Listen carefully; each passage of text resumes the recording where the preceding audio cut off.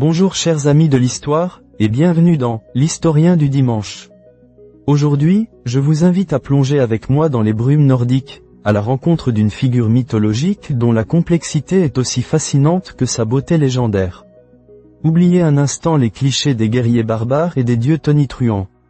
Car au cœur de cette mythologie vibrante se trouve une déesse dont le nom seul évoque la passion, la force et un mystère insondable, Freyja. Freyja, un nom qui, pour beaucoup, rime avec amour, beauté et fertilité. Et c'est vrai, elle est tout cela, bien sûr.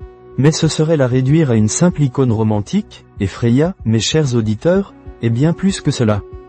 Imaginez une femme d'une magnificence rare, dont les larmes sont d'or et le collier, le Brisingamen, brille de l'éclat des étoiles.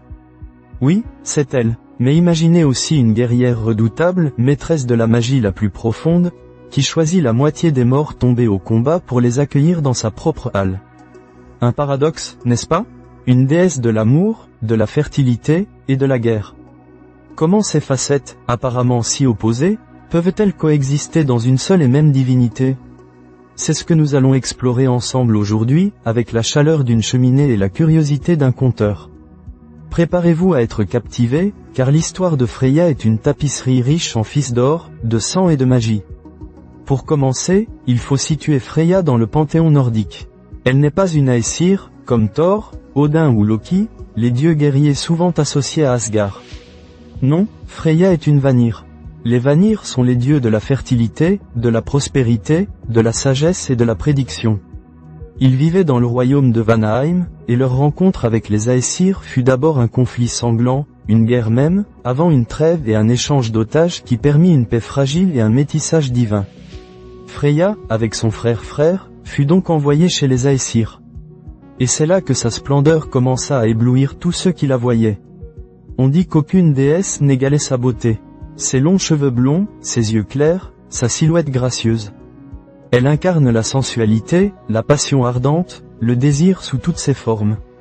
Elle est la déesse que l'on invoque pour les questions de cœur, pour trouver l'amour ou pour faire prospérer une union.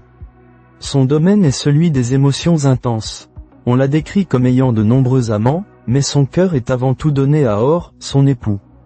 Or, un être mystérieux et voyageur, qui souvent la quitte pour de longues errances. Et c'est là que réside une partie de la mélancolie de Freyja. Quand Or s'absente, Freyja pleure.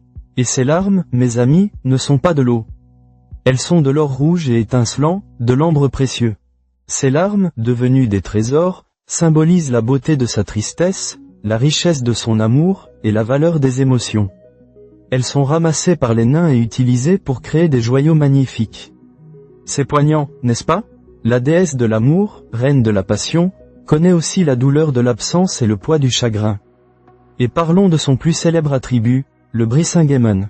Ce collier, d'une splendeur incomparable, aurait été forgé par 4 nains, des maîtres artisans. Et la légende raconte que Freyja a payé le prix fort pour l'obtenir. Non pas avec de l'or ou des joyaux, mais en passant une nuit avec chacun des nains. Ce récit, bien que parfois jugé controversé, souligne une facette importante de Freyja. Son indépendance, sa volonté farouche d'obtenir ce qu'elle désire, et peut-être aussi une certaine liberté sexuelle, une affirmation de sa propre sensualité sans les jugements moraux de notre époque. Pour elle, la beauté et la valeur du Brisingamen surpassaient tout. C'est un objet de puissance, un symbole de sa souveraineté sur l'amour et la beauté. En tant que déesse de la fertilité, Freyja est intimement liée à la vie, à la croissance, à l'abondance. Son char, tiré par 2 majestueux chats gris, parcourt les cieux, apportant la bénédiction des bonnes récoltes et la prospérité au foyer. Les chats, souvent associés à l'indépendance, à la douceur mais aussi à un certain mystère, sont des compagnons parfaits pour elle. On la voit aussi parfois chevaucher un sanglier aux soies dorées, Hildisvini, un autre symbole de fertilité et de force. Elle est la protectrice des naissances, la gardienne des foyers, celle qui assure la continuité de la vie. Pour les femmes, Freyja est une alliée, une source de force et d'inspiration. Elle incarne la puissance créatrice féminine, celle qui donne la vie et nourrit le monde. Et puis, il y a la magie. Freyja est la maîtresse du cerf. Le cerf est une forme de magie chamanique nordique, très complexe et puissante, souvent associée aux femmes. Elle permet de voir l'avenir, d'influencer le destin, de lancer des sorts protecteurs ou maléfiques, et même de se métamorphoser. Freya est si experte dans cet art qu'elle est la seule à avoir enseigné le cerf à Odin lui-même, le père de toutes choses. Imaginez la puissance de cette femme, capable d'initier le dieu le plus sage et le plus puissant à sa propre forme de sorcellerie. Cela prouve non seulement sa maîtrise exceptionnelle, mais aussi l'importance de son rôle dans l'équilibre cosmique. Elle est celle qui détient des connaissances profondes, des secrets anciens, une sagesse qui va bien au-delà de la simple beauté.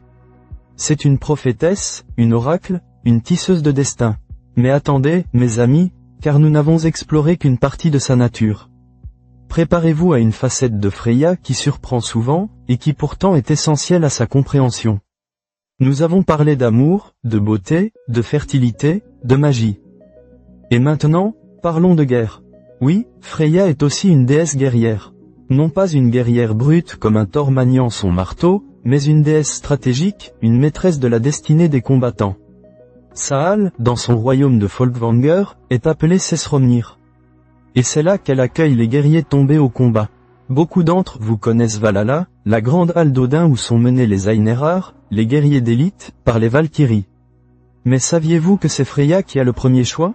La moitié des guerriers morts au combat, les plus valeureux, lui reviennent. Et l'autre moitié seulement va à Odin. C'est un partage incroyable, qui témoigne de sa puissance et de son prestige dans le domaine de la guerre et de la mort.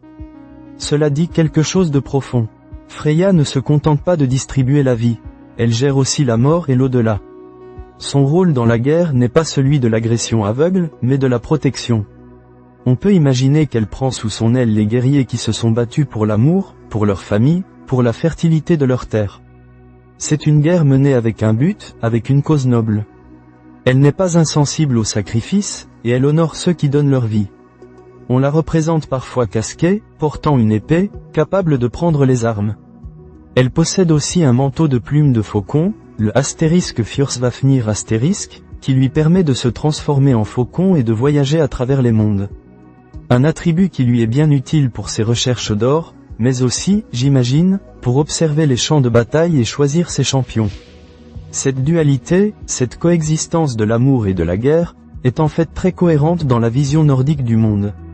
La vie et la mort sont deux faces d'une même pièce. Pour protéger ce que l'on aime, sa famille, sa communauté, sa terre, il faut être capable de se battre. La fertilité des champs peut être anéantie par la guerre, et l'amour peut être déchiré par la mort. Freya incarne cette sagesse. Pour chérir la vie, il faut comprendre et maîtriser les forces qui peuvent la détruire. Sa présence sur les champs de bataille assure que même dans la mort, il y a un sens, un honneur, et une place pour les âmes vaillantes. Alors, qui est Freya, cette déesse aux mille facettes? Elle est une Vanir, une Aesir d'Opté.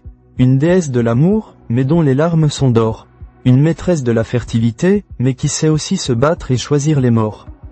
Une puissante magicienne, initiatrice d'Odin lui-même.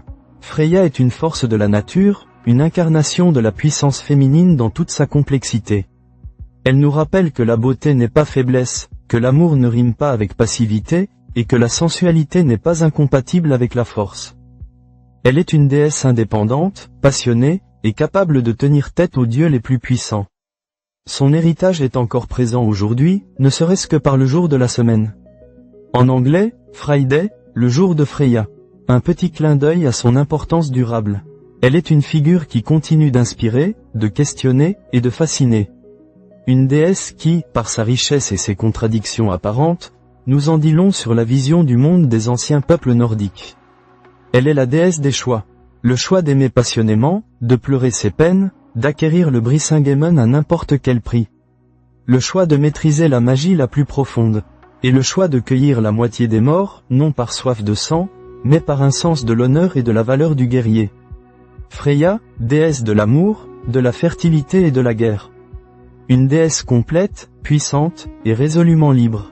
Elle est la lumière et l'ombre, la vie et la mort, l'éclat de l'or et la profondeur de la magie.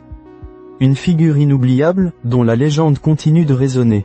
J'espère que cette plongée dans le monde de Freya vous a autant captivé que moi. La complexité des mythes est un trésor infini, et chaque dieu, chaque déesse, est une porte ouverte sur la pensée de nos ancêtres. Merci d'avoir partagé ce moment avec l'historien du dimanche. Prenez soin de vous, chers auditeurs, et je vous dis à très bientôt pour une nouvelle exploration de l'histoire et des légendes. Au revoir.